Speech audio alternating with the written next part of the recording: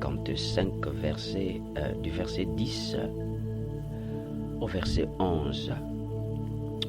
Comme la pluie et la neige descendent des cieux et n'y retournent pas sans avoir arrosé, fécondé la plante, fécondé la terre, et fait germer les plantes, sans avoir donné de la sémence au semeur et du pain à celui qui mange. Ainsi en est-il de ma parole qui sort de ma bouche. Elle ne retourne point à moi sans effet. Notre verset de base, ajouté à celui-ci, c'est celui de la Genèse. Genèse 1, verset 11. Dieu dit que la terre produise de la verdure. Pour ceux qui suivent avec exactitude ce programme, vous allez vous rendre compte que c'est un thème que nous avions eu à aborder une fois, mais avec certains éléments. Mais pour ce matin, nous allons introduire d'autres éléments. C'est la suite de ce que nous avions abordé une fois. C'est la continuité. Comme la Bible dit que la révélation de sa parole est progressive. Je voudrais déjà déclarer ce matin que cette parole produise de l'effet, de l'impact, qu'elle impacte ta vie ce matin. Au nom de Jésus-Christ, saisis-la. Dans l'œuvre de la création, Dieu nous dit, la Bible nous informe, autant pour moi, qu'il a tout créé. Juste après, il y a eu un tohu-bohu, un chaos. Et après ce chaos, il se passe quelque chose, l'œuvre de la restauration. Par la lumière, lorsqu'il y a eu restauration, il y a eu séparation des eaux. Dieu a séparé toutes choses. Les eaux d'en bas et les eaux d'en haut. Il a séparé, en séparant les eaux, le sec a apparu. Et c'est ce sec-là qui a apparu après la séparation. Voyez? Donc, après avoir séparé, le sec a apparu. Et c'est ce sec-là que la Bible appelle terre. Et c'est cette terre dont il est question pour nous ce matin. Je voudrais que vous suivez.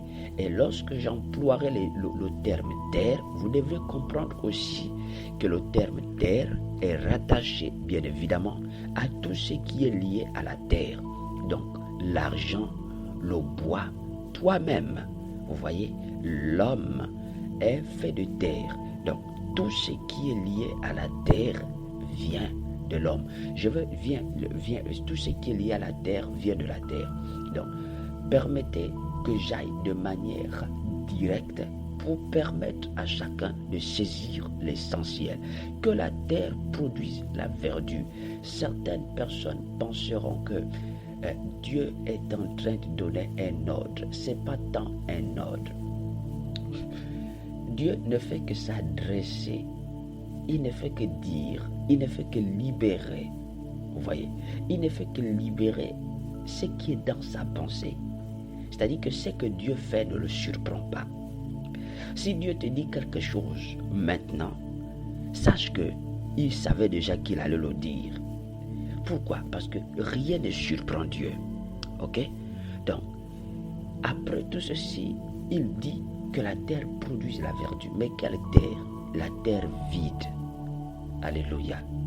Là où tout est vide, qu'il déclare qu'au lieu de rester vide, ton objectif, je n'étais pas créé pour que tu restes vide, mais pour que tu produises la verdure, pour que tu sois équipé. Donc avec Dieu, on n'est pas créé pour être inutile.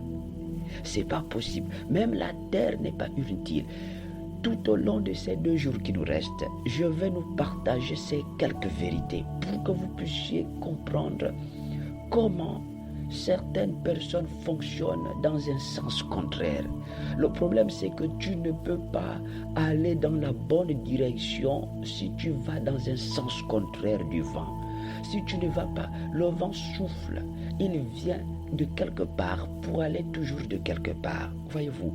Donc, tu ne peux pas bénéficier de l'œuvre, de la manifestation. Tu ne peux pas bénéficier du plan de Dieu, des desseins de Dieu, si pour toi, tu vas dans un sens contraire de la parole de Dieu. Ce n'est pas possible. Alors, suivez-moi. Il dit dans le livre d'Ésaïe, il dit ceci, il dit, ainsi en est-il de ma parole qui sort de ma bouche, elle ne retourne point à moi, sans effet. Écoutez, la question que l'on se pose est la suivante. Qui parle dans le livre de la Genèse? C'est bien Dieu. Et très rapidement, vous comprenez que qu'est-ce que Dieu dit déjà de sa parole? Nous n'allons pas tergiverser là-dessus. Il dit quoi? Il dit, si c'est sa parole qui est libérée dans la vie de quelqu'un, si c'est vraiment sa parole qui est libérée sur la terre, la parole ne revient jamais sans produire de l'effet. En fait, la terre a vraiment entendu la parole de Dieu. C'est ce que la terre a reçu. C'est pourquoi les résultats, ce sont les fruits. C'est ce que vous voyez autour de nous. En d'autres termes, à chaque parole, il y a un genre de fruit. À chaque parole est rattaché son fruit. Pourquoi? Parce que la sémence à l'origine, la parole à l'origine est une sémence. Donc, ce que tu reçois te produira toujours le fruit que tu veux. Le fruit adéquat. Donc, il faut toujours vous poser la question. Quand c'est ceci et ceci et cela que je vois dans ma vie, qu'est-ce que j'ai reçu comme parole? Pourquoi? Parce qu'à chaque résultat, une sémence, l'image de sa sémence. À chaque résultat, l'image de sa sémence. Ce que tu vis révèle le genre de parole que tu as reçu. En d'autres termes, le genre de parole qui te gouverne. La terre a reçu la parole de Dieu et à l'intérieur d'elle, il y avait déjà les plantes. Quelqu'un ne dit-il pas que tu ne peux pas planter, exemple, le maïs et récolter autre chose? Dieu n'a pas fait une prédication à la parole, à la terre, non. Dieu a donné à la terre un message précis. Il a planté. Il a planté. Voici ce que Dieu a dit à la terre. Ce qu'il a dit à la terre, c'est ce que la terre a fait. Donc, la parole qu'il a libérée, c'est ce qui a exécuté exactement ce que Dieu a dit. Je m'en vais te poser cette question. Qu'est-ce que tu reçois souvent? Aussi simplement possible. Qu'est-ce que tu reçois souvent? Ce que tu reçois souvent, c'est ça le résultat de ton fruit. Regardez, il dit que ma parole ne revient pas à moi. Dieu ne dit pas que je demande ma parole de revenir. Non, Dieu n'appelle pas, Dieu ne dit pas la parole comme tu n'as rien fait. Voilà, non, reviens déjà, tu as trop duré. Non, quand il libère la parole c'est pour combien de temps? La parole connaît le nombre de temps qu'elle doit faire dans ta vie. La parole sait ce qu'elle doit faire. La parole est intelligente. Donc elle arrive comme un missionnaire pour travailler dans ta vie. Elle sait ce qu'elle doit faire. En fait, quand elle arrive dans ta vie, ce n'est pas pour faire ce que toi tu veux, mais c'est pour faire ce que Dieu veut. Mais malheureusement, pour nombreux, ils pensent qu'on écoute la parole pour nos propres desseins. C'est pourquoi il y a une lutte. Je voudrais dire à quelqu'un que plus tu t'exposes à la parole, plus tu t'exposes au plan de Dieu. Dire Amen à la parole ne change pas le travail de la parole dans ta vie. Ce n'est pas parce que tu aurais dit Amen que la parole fait ce que tu veux.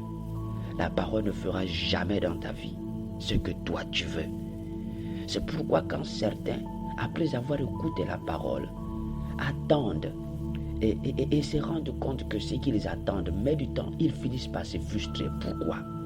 Parce qu'eux-mêmes, ils ont tracé des limites. Ils ont marqué un temps à l'accomplissement de ce qu'ils ont écouté. Or, c'est à la parole elle-même de savoir comment c'est qu'elle est venue faire dans ta vie. Le problème, c'est simplement être disposé. Donc, la première chose, c'est à retenir, c'est que qui parle, c'est Dieu. Or, quand il parle, vous devez considérer le caractère de la parole. Les gens ont du mal à considérer que le caractère de la parole, c'est que la parole n'obéit pas à l'homme. Retenez cela. La parole n'est pas là pour obéir à l'homme. La parole de Dieu n'obéit pas à l'homme. Ce n'est pas parce que tu la proclames qu'elle obéit à toi. Même quand tu la proclames, la parole n'est pas ton serviteur. Enlève ça de ta tête. La parole n'a jamais été le serviteur de l'homme. La parole agit conformément au plan de Dieu. C'est pourquoi quand certains prient, malgré l'intensité de leur prière, la parole ne répond jamais à ce besoin. Pourquoi? Parce qu'elle ne te connaît pas. La parole reconnaît la parole. Donc, avant d'employer, avant de parler, il faut que la parole s'assure de qui elle vient. C'est-à-dire que c'est poussé par l'esprit. Ce n'est pas pour rien que la Bible dit c'est poussé par l'esprit que les hommes ont parlé. Mais c'est qui est l'esprit? C'est Dieu. Donc, quand on est poussé par l'esprit, en d'autres termes, ce n'est pas nous qui parlons, c'est Dieu qui parle. C'est pourquoi, qu'est-ce que la parole a entendu? La parole a entendu. La terre a entendu quoi? Pardon. La terre a entendu la parole de Dieu.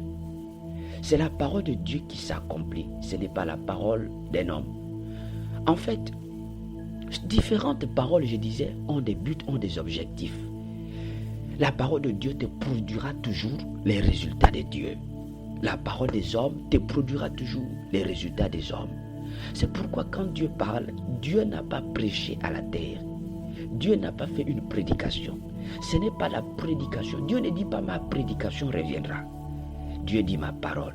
Mon frère, en fait, ce qui change de vie, ce n'est pas la prédication. Ne recherchez pas les prédications. Recherchez la parole de Dieu. Ce n'est pas la prédication qui change la vie. Ce n'est pas la prédication qui accomplit des mystères. Ce n'est pas la prédication qui est en mission dans ta vie. C'est la parole de Dieu. Donc, premier élément à retenir, qu'est-ce que tu as entendu? Qu'est-ce que la terre a entendu? Qu'entends-tu souvent? Si ce que tu entends, c'est la parole d'un homme, c'est une prédication. Or, toute prédication ne comporte pas forcément la parole de Dieu. Donc, lorsque vous entendez, ne vous exposez pas à toute chose. Exposez-vous à la parole de Dieu. C'est elle qui est censée travailler dans votre vie. Et quand elle arrive pour travailler dans votre vie, ce n'est pas pour faire ce que vous voulez. Pourquoi les gens se frustrent? Parce qu'ils placent leurs propres limites à la parole. Ils pensent que parce que Dieu a dit que la parole fera ce que vous voulez. Non, la parole ne vient pas pour exécuter des desseins. Même quand tu la libères, elle ne fait pas ce que tu veux, elle fait ce que Dieu veut. Dans ta vie et dans la vie, à l'endroit où même tu proclames. Pourquoi? Parce que la parole c'est Dieu. Quand Dieu a libéré le Christ est venu. Il a accompli ce que Dieu a fait. Dieu l'a demandé de faire. Quand il a terminé, il est reparti. C'est la même chose. La parole ne repartira pas. J'ai envie de te dire, ce n'est pas parce que c'est tranquille dans ta vie que tu penses que la parole n'y est pas. Écoute-moi, la parole n'est pas répartie à Dieu. Elle est là, elle prend son temps, elle travaille. Ne t'inquiète pas du temps que la parole peut prendre pour façonner ta vie. Ne t'inquiète pas du temps que la parole peut prendre pour élaborer son système. Reste tranquille, garde le calme. Deuxièmement, lorsque Dieu termine de crier, qu'a-t-il fait? Il a parlé à la terre. Quand il a commencé, après de créer, qu'est-ce qu'il a fait? Il a parlé à la terre. C'est-à-dire, après de créer, après chaque création, Dieu sait.